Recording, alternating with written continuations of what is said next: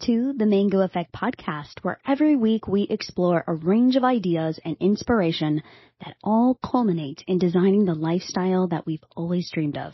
No topics are off limits. We get into the practical, the hypothetical, and the downright juicy stuff. I'm Mindy Rosser, your host and lifestyle cheerleader, and I'm here today to talk about an experience that I had. And as you're listening to this, it was just a few days ago, where I attended an event called Business by Design Next Level. So basically, I am a part of a high-level group coaching program for other digital entrepreneurs, CEOs. Think about people that design group coaching programs, high-level consultants, high-level group coaches, people that put together online courses, digital products, anybody that has some type of digital product that they're selling, that they actually are looking to get new business from. They're basically a fit for this BBD, what I like to, if you hear me shorten it a little bit, BBD, Business by Design, Next Level. And the host of the event and the man behind the curtain is James Wedmore. You're probably going to hear me talk about him a lot, especially throughout some of the episodes on the podcast. He is the person that I would consider my business mentor and somebody that I am currently learning a lot from when it comes to how to do business, how to create lifestyles by design, how to create business by design. And he's one of the people that I look up to and I find very inspirational. So what I wanted to do today was to share some insights that I learned. And even if you are not an entrepreneur or business owner, I feel like you're going to get a lot from this because there are so many concepts that were covered during this 2-day event that I came away with my head felt like it was exploding. I felt like I felt a lot of emotions and processing a lot of things. And there was so much that I want to share with you from this event, from this experience, from meeting with 120 other people that were like me. And I think something special about this event, it probably was, just being really honest here, the first business event I've ever been to where I felt like, number one, that I belonged and that I was actually a participant in the event and not just standing or watching or observing. I felt like just as much of a participant as the speakers, as the other attendees, rather than standing and hiding in the corner or running to the bathroom during the breaks because I didn't want to talk to anyone. This was completely different. I think there was something special about the way that the event was set up. Most of the people that were there, I had already seen on a Zoom call. We have shared a lot of business stuff together in group coaching calls and programs, and we've interacted with each other in a Facebook group. So I think that was something special about the event. It didn't feel like you were going into a room of all strangers. It really was this place. It's like, oh, I finally get to meet you in real life. This is incredible. We're all on a similar journey, maybe expressed in different ways. So I think there's something to be said for a great event where you feel like the event planner and the team behind it has held space for you to just be, to be present, to enjoy, to receive, and sit back, not really relax, but sit back and participate and experience and feel all the things. So that was something really special about Business by Design Next Level. So here are some things. I took a ton of notes, but I wanted to go through some of the highlights, things that I feel like are very applicable to those of us who are interested in creating lifestyles by design, because it's not easy. We all know this. It is not easy. When you are being intentional about the way that you live your life, there is nothing easy about that. Is it simple? It can be, but it's not always easy to do. And I feel like along the way, we need a lot of inspiration. Sometimes we get inspiration from others. Sometimes it's going inward. Sometimes it's exploring ideas. Sometimes it's just one sentence that you hear somebody say and it resonates with you. And in that moment in time, it changes your entire perspective. And I felt like there were a lot of those moments this past week. And I felt that I grew in a number of ways and just had insights, but not just insights where I'm not going to take action, insights that motivated me to take action. So there was a quote that he kind of opened with, James Wedmore opened with at the event, and he said, shift always starts from within.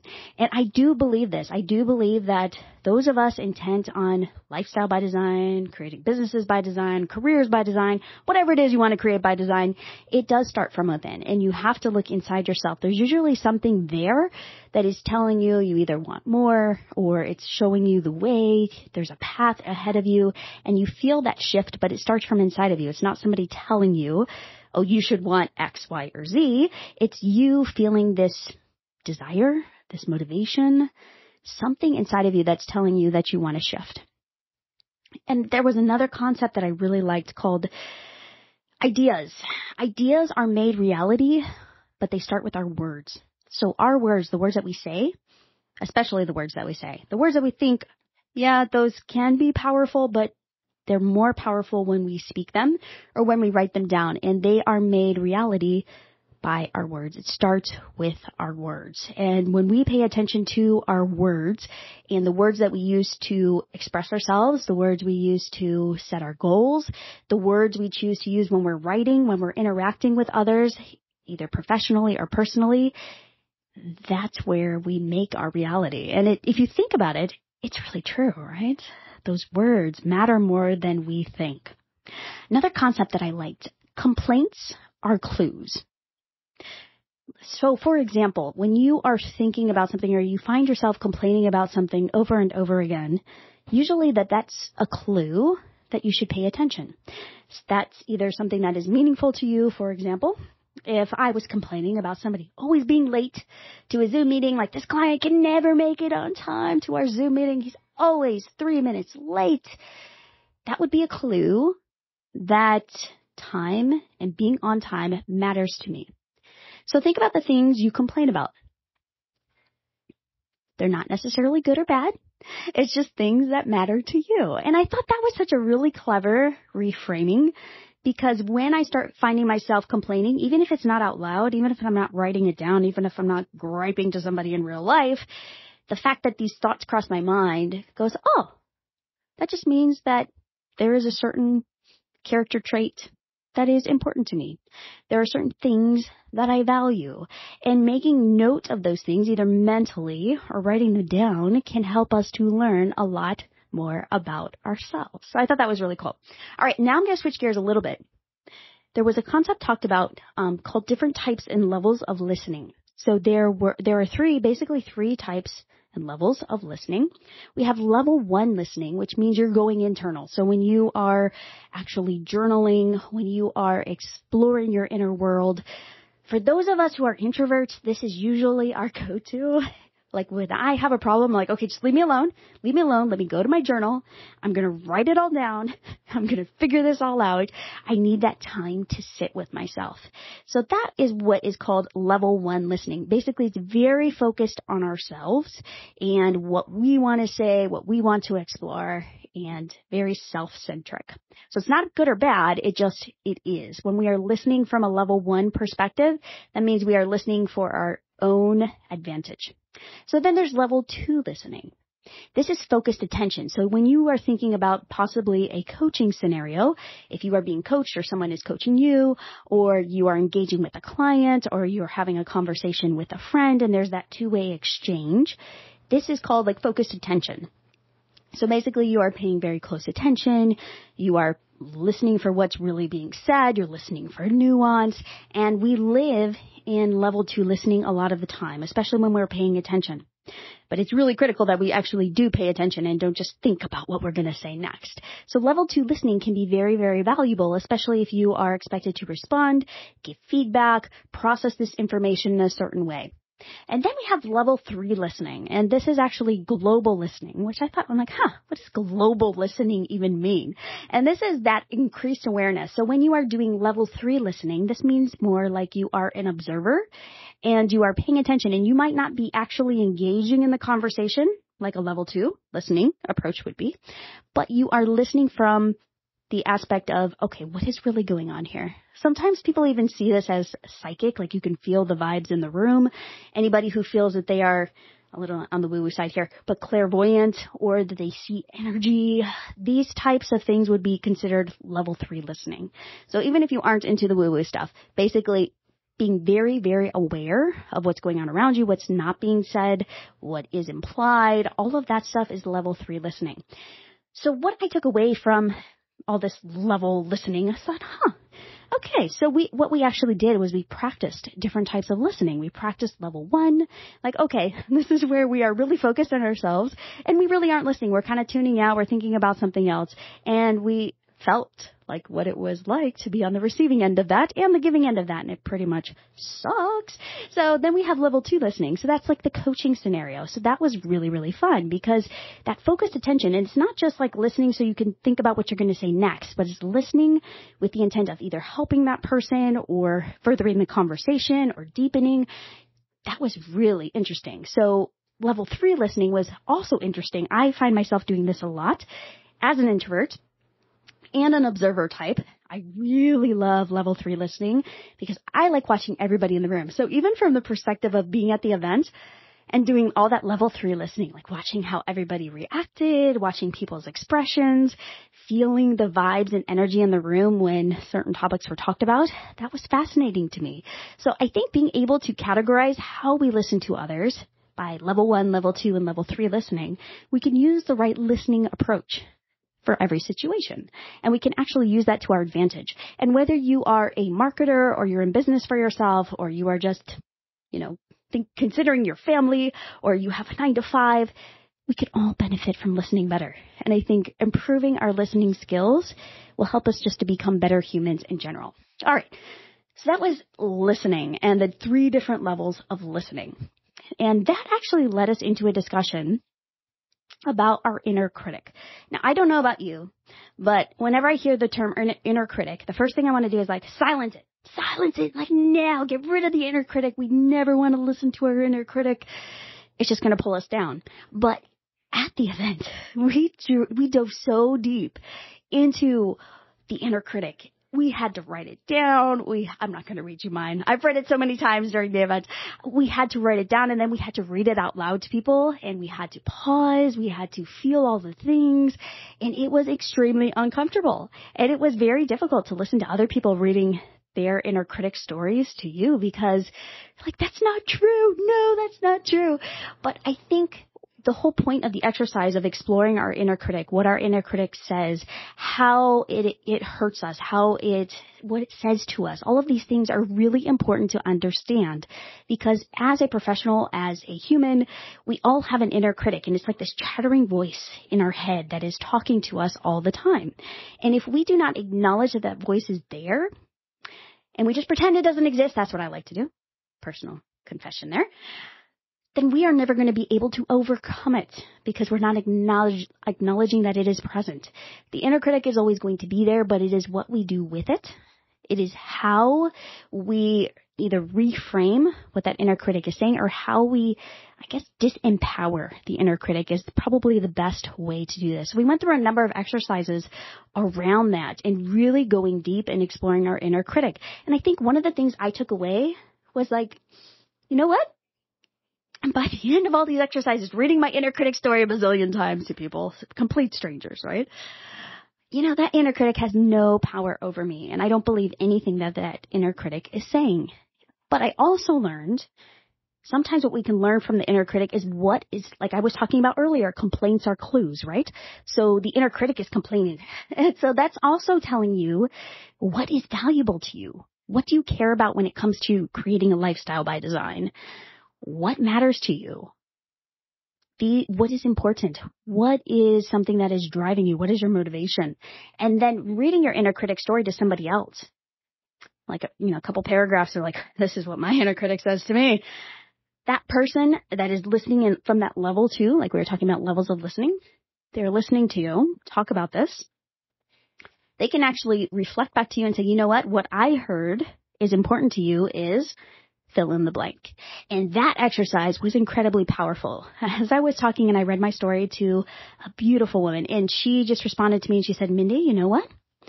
What I think is super important to you, what I'm hearing, she's like, I'm not sure if this is true for you, but what I'm hearing is that your family matters so much to you. Like you would do anything for them. And I had like tears in my eyes and I am not a crier. Like I am not that person that's going to well up and start bawling in front of people. But it just hit me in a new way. And it sounds trite, like, oh yeah, my family matters to me. But no, like the depth and the level to which they matter to me is like I would go to the ends of the earth for my family. Like the people that are in my circle, I may not have a huge family like some people, but the people that are in my circle, I care about them. I would do anything for them. And it matters to me that their well-being is okay, that they are good, that I'm doing my part in making sure that they're safe. So I think I challenge you to think about your inner critic. Maybe you don't want to do like a full exercise and write out everything your inner critic says to you and read that to some complete stranger. But I think it would benefit you just to think about, okay, what does my inner critic say to me? Even just a few lines. Okay, what are those complaints telling me? What matters to me? It's just another way to reflect and indulge in some introspection, because you never know exactly what is going to come out of that. So that was incredibly powerful for me. All right, so switching gears a little bit. So thoughts and biochemical responses. So there was a lot of what I would call woo-woo stuff. So if you're not familiar with James Wedmore, I recommend checking out his podcast. If you're listening to this podcast, you would love his podcast. His podcast is called Mind Your Business. And it is fantastic. And he does a lot of woo-woo stuff. So there was a lot of woo-woo mixed into the 2 days we spent together. And the interesting part was we talked about how thoughts can actually produce biochemical responses. So think about a type of guided meditation, or especially group meditation. If you have never done that, like I had never gone through in real life group meditation before. And we went through, I think, 3 or 4 different types of meditation exercises together in this group of, 120 plus people in the room, all doing the same thing. And the energy, and I'm not an empath or anything, but the energy was so palpable. Like you could feel it, you could touch it. And I recommend doing that. I think it's very powerful, and just to see what comes up for you. And the biochemical response is just like feeling that surge of energy, feeling connected to other humans, getting rid and kind of purging, the negative stuff that we don't want in there that is holding us back. Very, very powerful. And I'm a little skeptical. I've always been a little bit of a skeptic when it comes to the woo-woo stuff. Like, yeah, this is kind of weird, but what's the harm? I can go through it anyways. But I think the important thing to pay attention, whether you are skeptical or whether you're like, oh yeah, Mindy, I'm totally into guided meditation and group experiences. This is fantastic. Just being aware that our thoughts produce biochemical responses. And so we can actually use our thoughts to change our biology. And to me, that is really, really powerful, whether you're using it from like a very simple sense of playing with your breathing, instead of breathing up in your chest, kind of deep belly breaths, and really pausing and feeling powerful versus the fight or flight that is in your chest. So this was really powerful to me. So it's like, okay, I know it sounds super, super simple. Like we've all heard about the importance of breathing. We all know like how we think affects our bodies. But I think experiencing it in that way, experiencing and feeling how our group thoughts produce biochemical responses for all of us. And they were all different types of responses. Like some people are crying, some people are very silent, some people seem kind of stoic, but there's a lot going on in their minds. It's just very, very interesting. So I encourage you to explore that. If you ever get the opportunity to do anything like group meditation, give it a try. And I'd be curious to hear if you have had experiences like that. I would love to know how you felt about them and what were your takeaways, like anything that you would like to share about group meditation, because now I'm pretty interested in exploring that world a little bit more. All right. Another really neat thing that we talked about was really being able to, how would I put it, pay attention to what we say. So we did a lot of word games. Like, for example, we did a word game that was, how will I ever, ... fill in the blank. So when you hear that, you're like, how will I ever, work less but make more? How will I ever be able to pull myself out from doing it all? How will I ever hit that $1 million mark without hiring a bunch of people in my business? And when we fill in the blank there, we realize, that's really interesting.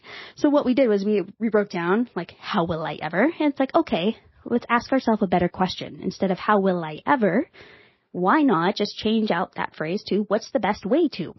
So for example, what's the best way to work less but make more? What's the best way to extricate myself from doing it all? What's the best way to hit that $1 million mark without hiring a bunch of people in my business? And so just asking ourselves better questions is really interesting in a way to pull ourselves out of our own limiting beliefs. So yeah, we did a ton of word games. I'm not going to go through all of them, but there were some really neat, interesting exercises that we went through. And I think just my takeaway would be, if you think about the words that run through your mind, just pay attention. Like if you find yourself asking, how will I ever questions, why not flip that onto what's the best way to questions? Just being very, very mindful of what words are we using? We also did this really neat thing where we practiced listening. And listening from the level 1, the level 2, the level 3 listening in groups of 3. So one person was, like, for example, the client. One person was playing the coach, and one person was playing the observer. And we all just kind of sat there and held space for each other. And it was really interesting to see and coach each other through different scenarios. And I found that a really beneficial way to understand and deepen actually practicing what level 1 listening was. Like, oh, okay, that's what level 1 listening is. Okay, level 2, that's what level 2 listening is. Oh, okay, that's what level 3 listening is. So if you ever want to play that game, it's super fun. So one person is the client, one person is coaching the clients, and then the other person is just observing. And then there's like a dance. It's so fascinating. Like, if you really like to play with relationship dynamics, this can be a really fun exercise to try. So highly recommend that as well. Another topic that we talked about was ontological laws. You're like, what the heck are ontological laws? So basically, these are laws that are just ontological, so part of the universe. Like, you can't change them. You can't believe something different about them, and then they won't be true. So, for example, the law of integrity. And this was one, I'm just going to talk about this one because this was the one that was the most impactful for me. And this was actually be your word. So you are your word, basically. So if you say something, if you cannot keep your word, you always want to honor your word. So what does it mean to keep your word? Keeping your word is, okay, you make a meeting, you schedule a meeting with somebody, and you appear at that meeting at the appropriate time. Okay, great, you kept your word. Now say, for example, something came up, and you have to either cancel the call or change the time, then you would communicate as soon as you possibly could that you are not able to keep your word and you would like to honor your word. So basically you are going to reschedule, give a good reason why, understand that you need to do the best you can to make it right on their end because they likely have blocked time to talk with you and not just make assumptions like, oh, it's no big deal, because it is a big deal. So there's a difference between keeping your word and honoring your word. So if you cannot keep your word, then you honor your word. And we went really, really deep into integrity and what this means because your word carries so much weight and your word carries weight to the degree it carries truth. So what does that actually mean? When you can trust yourself, when you use your words, for example, something as simple as writing a to-do list at the beginning of the day. I'm looking at my to-do list right now. Do you actually do what's on that list every day? Or at least try. And if you don't do it, you honor your word and say, okay, I'm going to make a conscious choice and do this tomorrow or at a different time, or I'm going to delete this from my list. It doesn't need to be there. But it's so important that we believe our own word and that we do what we say we would do.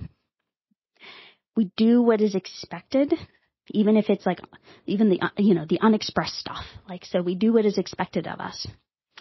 And what we say is real. Like, what we say is actually reality. Like, we don't just say words to make people happy. We actually are our word. And what we say, we stand for. And I think this is all super important stuff because I have found, I don't know about you, but in my own personal experience, there have been times where I was not able to keep my word. And I felt like I also couldn't honor my word. In one scenario that's recent that comes to mind, when I had long COVID, there were times where it would literally be minutes before a conversation and I would almost collapse on the ground. And I would have to make a decision. Do I keep the call, keep my word? Or do I honor my word? And at that point, you feel terrible because it's like 15 minutes before a call and you're like, I am literally not able to talk. I'm literally collapsing on the ground. And so it was this constant battle, I felt like, with integrity in keeping my word and honoring my word. And I didn't want people to feel I was flaky. So it also helped me develop a lot of empathy. For those of you who do have health challenges, I get it. Like, I understand exactly what it feels like to not be able to plan your schedule and not to be able to keep your word because of unforeseen circumstances. And so this helped me and really was challenging at the time because there was always this struggle of integrity. I wanted people to trust my word. I wanted them to say, oh, okay, she's going to schedule a call with me and we're going to keep it. She's not going to reschedule 3 times and say she's sick.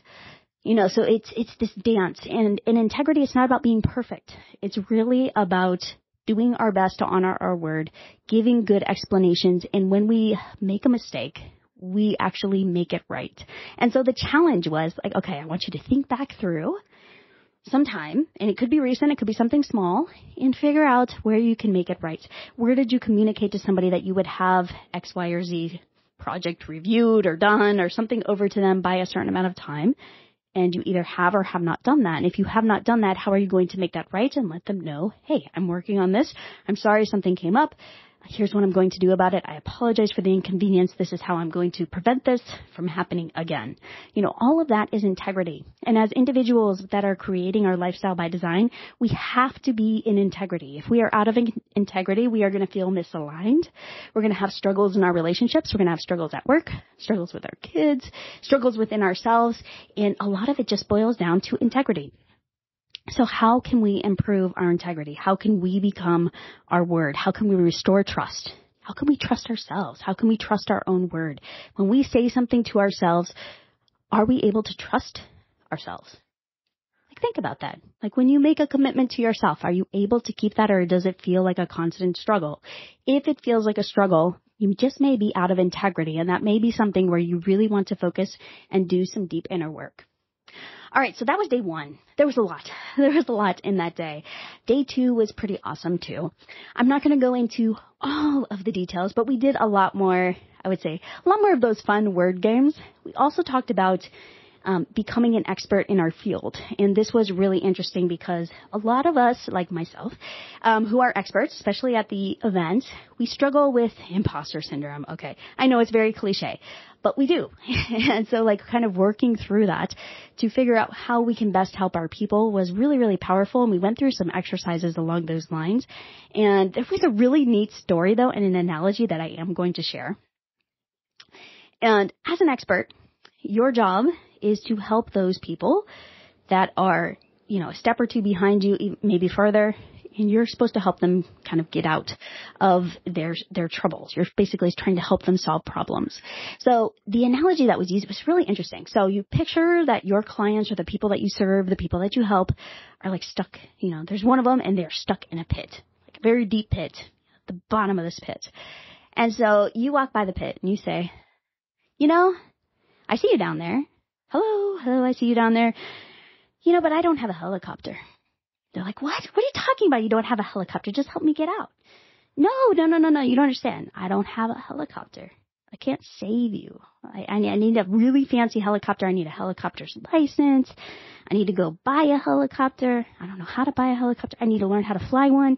And then I will come back and help you out of that pit because I know you need to get out of there, but I need me a fancy helicopter.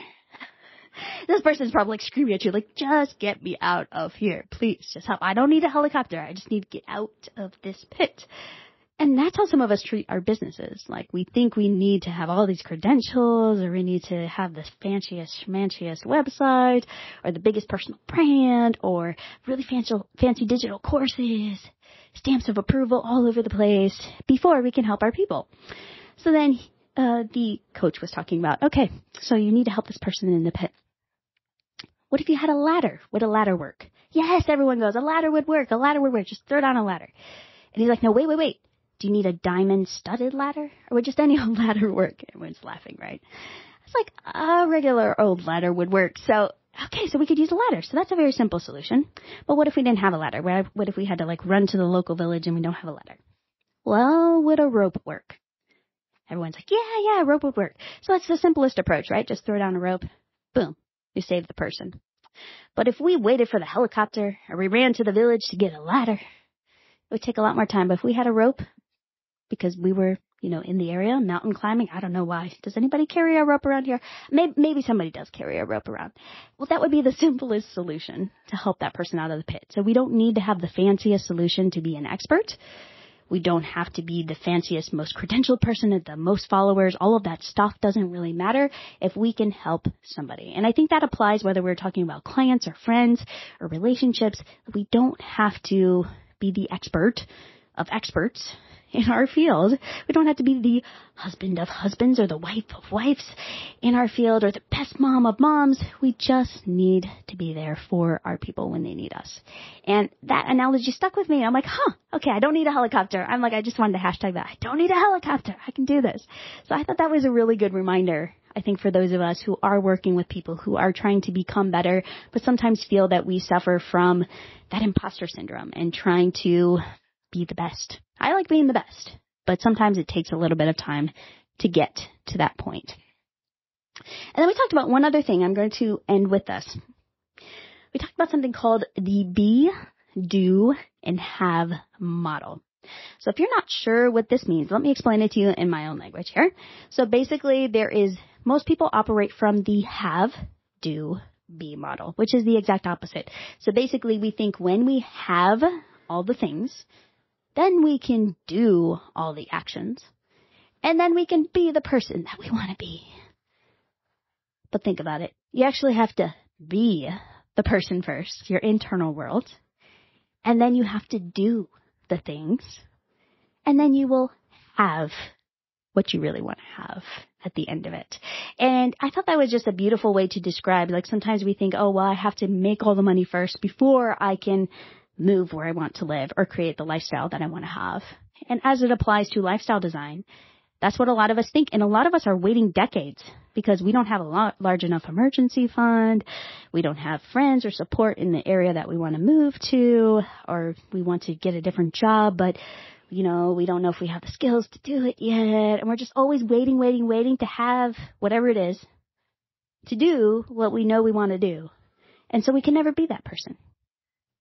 But what if we already were that person, or we focused on becoming the person that we really want to be? And then we did the actions, and it's kind of like a dance. So the be and the doing, so the being and the doing are kind of like a dance with each other. If you think about your hands clasped together, it's basically you can't pull them apart when you're holding hands very tightly. It's very much the same when it comes to being and doing. We're always being and doing the things that will allow us to have what we really want. And so the be, do, have model, I highly recommend that you look that up. If you just type it into Google, you'll see a lot of stuff come up about the be, do, have model. It is a really good exercise to just pay attention to, especially if you are one of these goal-driven people. I don't know who these goal-driven people are. Raising hand here, that you can't see me raising my hand.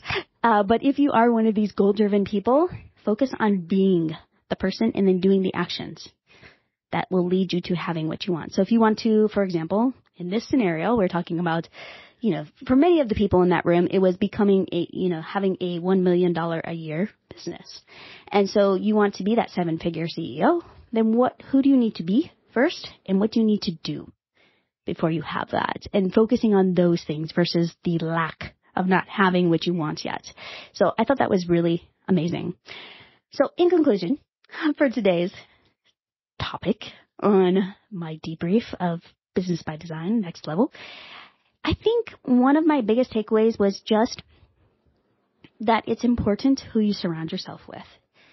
Because in that room, in that event, I felt that I was surrounded by people who were in a very similar mindset, lots of positivity, a lot of people also working through stuff from their past, but willing to do the work, do that personal work to get there. We were not all there because, we want to make money. We're going to learn about the latest and greatest marketing funnel. We want to get rich quick. We were all there because we want to be in service to the people that we can help. And I think that was palpable. And when you surround yourself, it's so important how you surround yourself with the right people, because that energy rubs off on you and makes a huge difference in your trajectory in life. So think about it. Who are the people that you're around? What are they talking about? You heard what I talked about today. All of these things are amazing concepts that we can go deeper with. Each one of these little nuggets. It's you could do a whole podcast episode on that, because it's deep. And it's the inner work that a lot of us don't want to do, or not sure how to do, or we feel uncomfortable doing. But when you surround yourself by the right people, it's amazing what is possible and what concepts you can explore, how you can let go of those limiting beliefs, how you can engage with others in a way that feels authentic to you, how you can actually see the vision that you have for your life and the people that you can help.